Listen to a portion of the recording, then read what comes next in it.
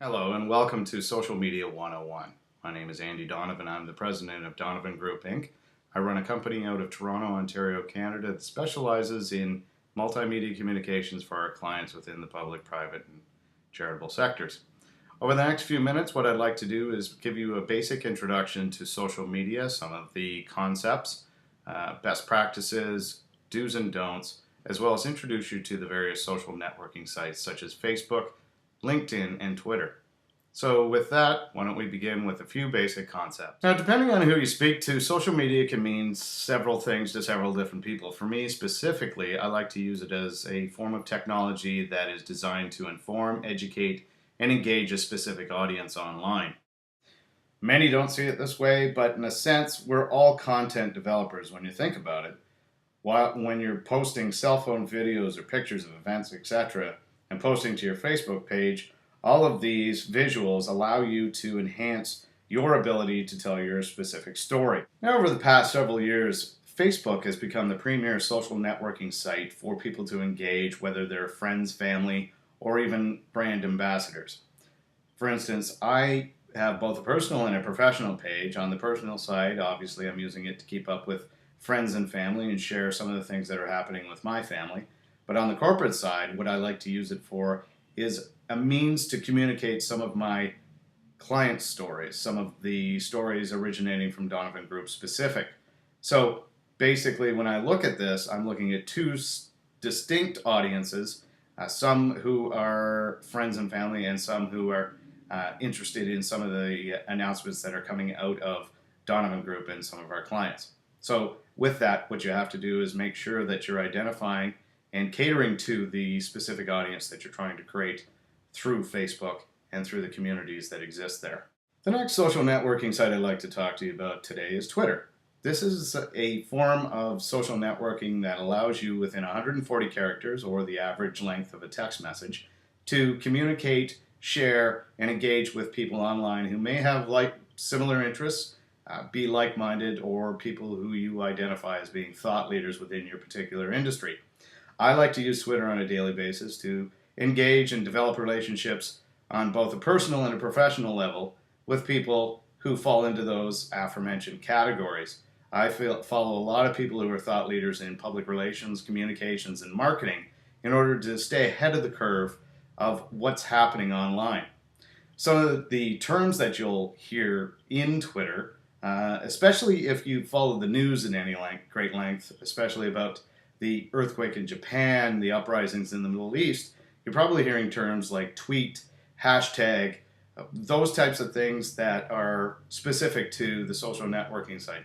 They're basically tools that allow you to narrow the field, so to speak, when you're searching for topics of similar interest.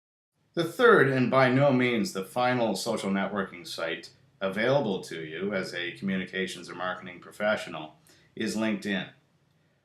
If you're not familiar with LinkedIn, it is quite frankly a professional networking site that allows you to identify people within your specific industry that you may want to engage with. And much like Facebook and much like Twitter, it's a specific audience that has specific needs. So in this one, they're looking for abilities to either help enhance their professional career or that of others within their network. So when you are on LinkedIn, some of the things to keep in mind are the fact that you want to highlight some of your career milestones.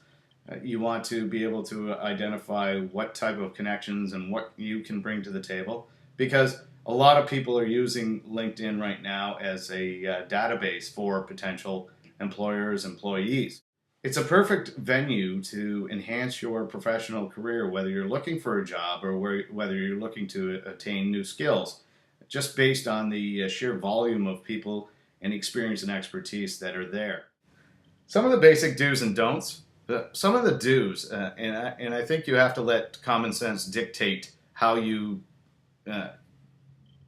conduct yourself online, much like you would do in real life. Don't hide behind your avatar. Be authentic and transparent. Whenever you're talking about it, if you're making announcements online about your organization or something that you have a vested interest in, make sure you tell people that. especially on Twitter when we're talking about things like hashtags. Hashtags allow you to identify the nature or the scope of the announcement you're making. For instance, Donovan Group will often use the hashtag client to indicate that this is a client announcement in order to be completely transparent. That leads me to the next point: is be human, be who you are. Don't be something, don't be a hide behind the brand. Uh, when you're trying to develop and engage with a community, you want to use various instruments that allow for shareability. When it comes to the basic don'ts, you're dealing with things that are pretty common sense. For instance, you don't want to be too salesy. You don't want to be always pitching a product or yourself or a service. Uh, people do not like to be pitched to on a constant basis. They like to be engaged with. They like to see that you're looking to develop a relationship with them. So ensure that you're not being too salesy or perceived as being too salesy, because a lot of people will look at that and see you as nothing more than spam. I think the second one is, and very key in my mind, is don't follow everybody who follows you, especially on Twitter. A lot of times these people aren't who they say they are, and you want to be measured, especially by those thought leaders who are looking to follow you, by the people that you're associated with. So make sure that you're doing your due diligence and clicking through and seeing, does this person have a blog? What are some of the things that they're posting there? Is it inappropriate content? That type of thing. So always keep that in mind, that just because somebody's following you, you shouldn't necessarily hit follow yourself. And I think finally, it is common sense, but most people don't take it to heart, and it's positive reinforcement for me. Don't be too negative. Don't use it as a forum to complain about really bad service at a restaurant or a local store or something like that. What I look at to social networking and social media as a means to affect change, as I mentioned before, create a positive dialogue, make sure that you're not being perceived as being too negative. Otherwise, you tend to be ignored, and much like being too salesy, you end up getting spammed out. And that concludes our presentation of Social Media 101. I hope what you'll take away from today's presentation are some of the basic concepts of social media, best practices, the various social networking sites available to you, and then the basic do's and don'ts of interacting on social media. So with that, I'm going to leave you with a final slide of how you can interact with me online, and want to once again thank you very much.